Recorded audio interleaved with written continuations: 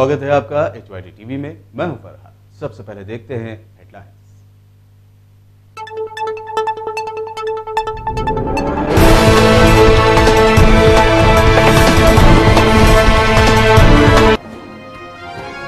तेलंगाना विधानसभा के स्पीकर के लिए कवायद शुरू। वरिष्ठ नेता व विधायक पोचारम श्रीनिवास रेड्डी का नाम सबसे आगे।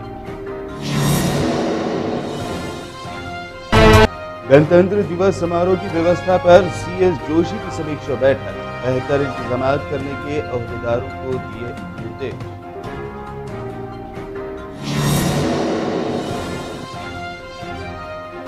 बीजेपी विधायक राजा सिंह ने दी एक और धमकी। कांग्रेस ने की राजा सिंह को अयोग्य करार देने की मांग।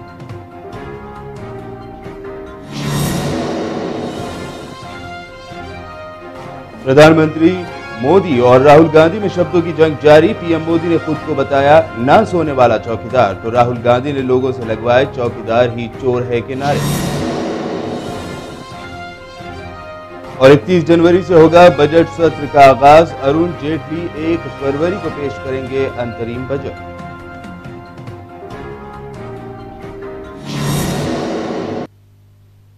और अब खबरें विस्तार से।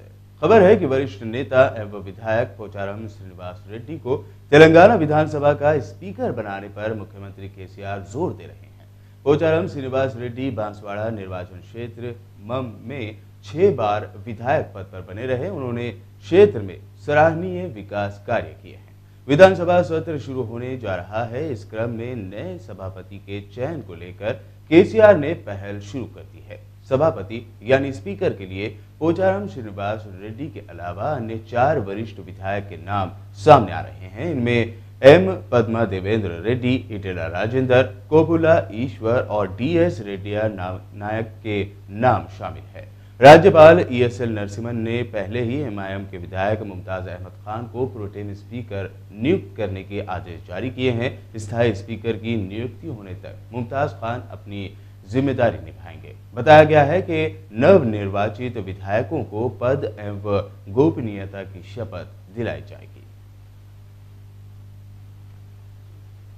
तेलंगाना के चीफ सेक्रेटरी SK जोशी ने गणतंत्र दिवस समारोह के प्रावधानों पर सचिवालय में एक बैठक की, जिसमें संबंधित विभागों के अधिकारियों ने भाग लिया। इस बैठक में SK जोशी ने इस महीने की 26 तारीख को आयोजित किए जाने वाले गणतंत्र दिवस समारोह के लिए बेहतर व्यवस्था करने के निर्देश दिए हैं। बता दें कि हर साल की तरह इस साल भी सिकंदराबाद के परेड ग्राउंड में गणतंत्र दिवस समारोह आयोजित किया जा रहा है, जिसके मुख्य अतिथि तेलंगाना के गवर्नर ESL नरसिम्हन होंगे।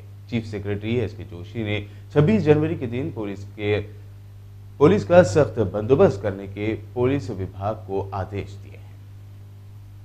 MIM विधायक मुमताज अहमद खान के प्रोटेम स्पीकर के सामने शपथ लेने से इनकार करने वाले विधायक T राजा सिंह ने कहा कि यदि MIM विधायकों के बगल में उन्हें सीट दी जाती है तो वो वहां पर नहीं बैठेंगे। साथ ही राजा सिंह ने चेतावनी भी दी है कि यदि अगर ऐसा होता है तो वो उस सीट के नंबर को ही फाड़ डालेंगे। इसी क्रम में राजा सिंह ने विधानसभा सचिव से आग्रह किया कि उनकी सीट मजलिस विधायकों के बगल में न दी जाए। बीजेपी विधायक ने यह भी कहा कि जब तक विधानसभा अध्यक्ष के आसन पर MIM विधायक बैठे रहेंगे तब तक वो सदन की कार्यवाही में शामिल नहीं होंगे। एक प्रश्न के उत्तर में राजा सिंह ने कहा कि मुसलमानों के खिलाफ वो नहीं हैं, बल्कि भारतीय संस्कृति का अनादर करने वाले MIM विधायकों के वो खिलाफ हैं।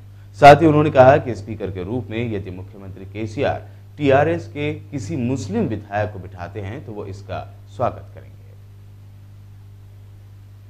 वहीं तेलंगाना कांग्रेस पार्टी ने प्रोटेम स्पीकर और MIM विधायक मुमताज अहमद खान के खिलाफ आपत्तिजनक टिप्पणी करने वाले बीजेपी विधायक T राजा सिंह को अयोग्य करार देने की सरकार से मांग की है।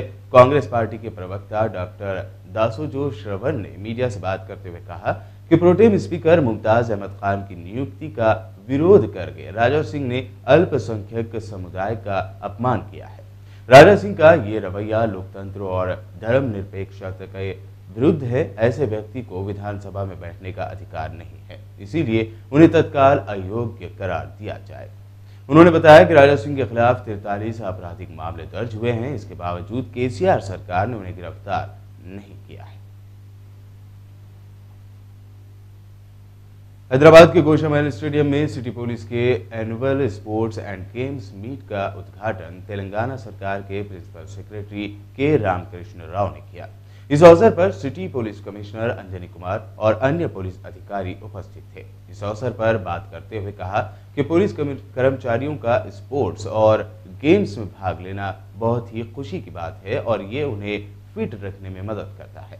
वहीं पुलिस कमिश्नर अंजनी कुमार ने कहा कि फुटबॉल टीम में 11 में 6 खिलाड़ी हैदराबाद सिटी पुलिस से हैं और ये गर्व की बात है। उन्होंने कहा कि तेलंगाना पुलिस के प्रदर्शन के पूरे देश में चर्चे हो रहे हैं। फ्रेंडली पुलिसिंग और जुर्म की रोकथाम के लिए तेलंगाना पुलिस ने जनता के दिलों में जगह बनाई है। This is task force in the Navy Blue class. Team captain there we have CP Office Ministerial Staff, CP Continue, led by the CEO RSI. అందరూ కూడా తెలిసినట్టుగా ఈసారి కొత్తగా ఏం చేస్తున్నారు ఎందుకంటే స్పోర్ట్స్లో కేవలం యూనిఫామ్లో ఉన్నటువంటి పోలీస్ ఫోర్సెస్ వారు మాత్రమే కాకుండా ప్రతి చోటు నుంచి కమ్యూనిటీ కూడా బాగా తీసుకుని వచ్చి వారితో కూడా స్పోర్ట్స్ గేమ్స్ కూడా ఆడిస్తున్నారు. చాలా సంతోషకరమైనటువంటి విషయం. ఎందుకోసం చెప్పంటే దీనివల్ల ఒక స్పోర్ట్స్లో సిటీ పోలీస్లో కాంపిటేటివ్నెస్ కానివ్వండి, పర్సనాలిటీ కానివ్వండి, టీమ్ స్పిరిట్ కానివ్వండి, లీడర్షిప్ వీటి డెవలప్ అవడంతో పాటు కమ్యూనిటీ రిలేషన్స్ కూడా బాగా మెయింటైన్ చేయడానికి అవకాశం ఉంటుంది.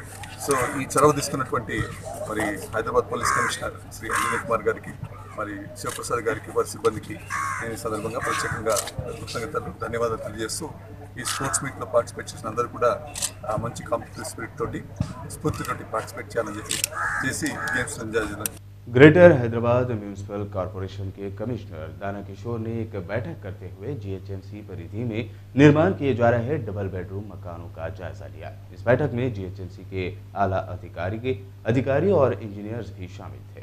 इस अवसर पर जीएचएमसी कमिश्नर दाना किशोर ने डबल बेडरूम के निर्माण में किसी किस्म की लापरवाही न करने की अधिकारियों को निर्देश दिए। उन्होंने डबल बेडरूम के निर्माण कार्यों को निश्चित समय में पूरी करने की भी हिदायत दी। हैदराबाद कमिश्नर टास्क फोर्स ने भवानी नगर पुलिस और एसओटी रचाकोंडा के गठजोड़ से inter state chain snatching gang के 3 अपराधियों को गिरफ्तार करते हुए उनके पास से सोने के आभूषण, 2 मोटरसाइकिल और तेज धार हथियार जब्त कर लिए। गिरफ्तार किए गए अपराधियों में मोनू वाल्मीकि, चूका और प्रणीत चौधरी शामिल है। पुलिस कमिश्नर अंजनी कुमार ने एक प्रेस वार्ता में अपराधियों को मीडिया के रूबरू पेश करते हुए बताया कि ये लोग 11 अलग अलग चोरी की वारदातों में शामिल थे। 3 गैंग मेंबर्स को अरेस्ट करने के साथ एक केटीएम मोटरसाइकिल, एक बजाज पल्सर मोटरसाइकिल और एक नाइफ जिसका लगभग 10 इंचेस का ब्लेड है उसका भी रिकवरी हुआ। इस गैंग का जो मास्टरमाइंड है, गैंग लीडर प्रणीत चिंतामला चौधरी एलियस मानिया, नेटिव ऑफ वनस्थलीपुरम राचकोंडा का रहने वाला है। दूसरे ये चिंतामला प्रणीत चौधरी साहेब नगर वनस्थलीपुरम का रहने वाला है। दूसरा ऑफेंडर मोनू वाल्मीकि, ये ऑक्यूपेशन फार्मिंग ऑफ पिग्स, सुअर का बिजनेस करता है। और गौतम बुद्ध नगर सेक्टर 49 नोएडा उत्तर प्रदेश का रहने वाला है। उनके पास से एक नाइफ, एक डैगर भी बरामद हुआ है। ये पूरे केस के डिटेक्शन में लगभग 600 सीसीटीवी वीडियो फुटेज का एनालिसिस हुआ। वीडियो एनहांसमेंट इमेजरी टेक्निक का भी यूज हुआ। ये तीनों ऑफेंडर को हम लोग पीडी एक्ट में भी डालेंगे। पब्लिक को हम एक अपील करते हैं कि हैदराबाद शहर में 2.5 लाख कैमरा है। हैदराबाद, साइबराबाद और राचकोंडा मिलकर हम लोग का टारगेट है 10 लाख कैमरा रखना। और पब्लिक के कोऑपरेशन से, पब्लिक के पार्टनरशिप से हम लोग मिलकर गारंटी करेंगे कि यहाँ चेन स्नैचिंग का मिशन का मेनेस बिल्कुल बंद हो। टप्पा चबूतरा पुलिस स्टेशन परिधि में एसएचओ एन आनंद की निगरानी में कल रात चबूतरा मिशन अंजाम दिया गया। इस अवसर पर पुलिस ने नटराज नगर, महबूब कॉलोनी और झीरा इलाकों में रातों में सड़कों पर आवारा घूम रहे चबूतरों पर गपशप कर रहे नौजवानों को हिरासत में ले लिया। हिरासत में लिए गए 18 नौजवानों की काउंसलिंग करने के बाद उन्हें शपथ दिलवाकर छोड़ दिया गया। टप्पा चबूतरा SHO N आनंद नौजवानों को रातों में आवारागर्दी न करने और अपने घरों में ही रहने की हिदायत दी है। 130 के बाद 130 से 230 तक चबूतरा ऑपरेशन करें। चबूतरा ऑपरेशन में मैं इंस्पेक्टर टप्पा चबूतरा और नाइट ड्यूटी ऑफिसर खान और BC एंड पेट्रोल कार वाले चबूतरा में कौन कौन बैठे न्यूसेंस करे वो लोगों को लेके आके काउंसलिंग करे।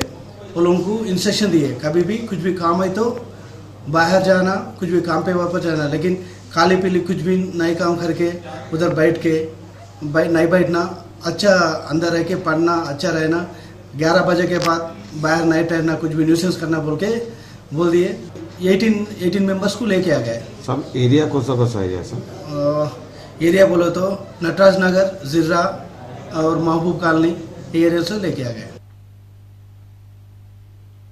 राजीव गांधी अंतर्राष्ट्रीय हवाई अड्डे पर 1 करोड़ रुपए से भी अधिक विदेशी मुद्रा जब्त की गई है। बताया जा रहा है कि बुधवार को तड़के सुबह CISF ने सामान की जांच के दौरान 7 देशों की ये विदेशी मुद्रा दुबई जाने वाले एक यात्री के पास से बरामद की। CISF ने बताया कि बरामद इस करेंसी का मूल्य लगभग 1 करोड़ 25 लाख रुपए है। इन विदेशी मुद्राओं में UAE के दिरहम, सऊदी के रियाल, कुवैती दीनार और अमेरिकी डॉलर शामिल थे।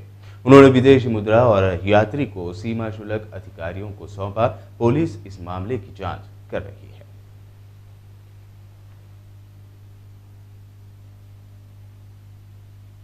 अमेरिका में तेलुगु भाषी 11 वर्षीय बालक एडवेक N विश्वमित्र ने अपने साहस का परिचय देते हुए स्विमिंग पूल के पानी में डूब रहे 34 वर्षीय व्यक्ति को डूबने से बचाया। अमेरिका की पुलिस ने उसे लाइफ सेविंग अवार्ड से सम्मानित करने के लिए ट्रंप सरकार से सिफारिश की है। तेलंगाना के कर्नूल जिला N नटराज और ललिता दंपति 3 वर्ष पहले कर्मचारी के तौर पर अमेरिका गए। वहां पर एक्वाटॉड्स क्षेत्र स्थित टाउन सेंटर अपार्टमेंट्स होम में रह रहे थे।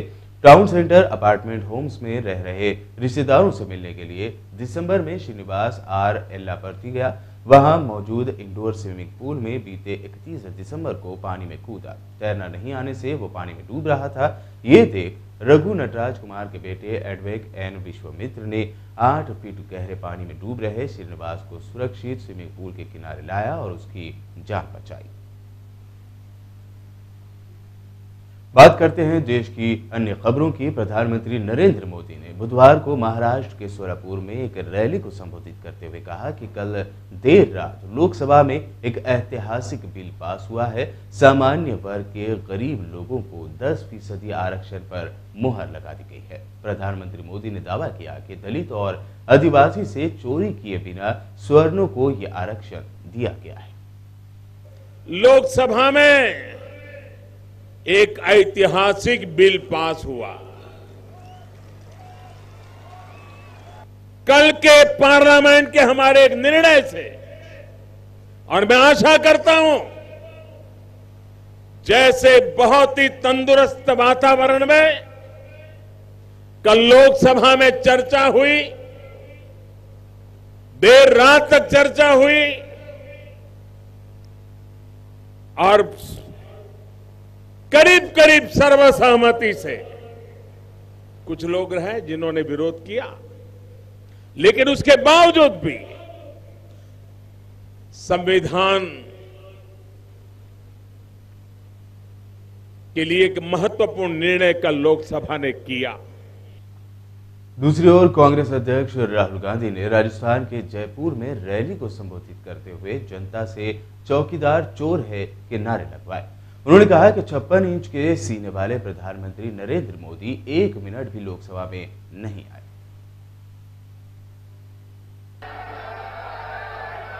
हमारे सवाल का जवाब नहीं दे पाए। चौकीदार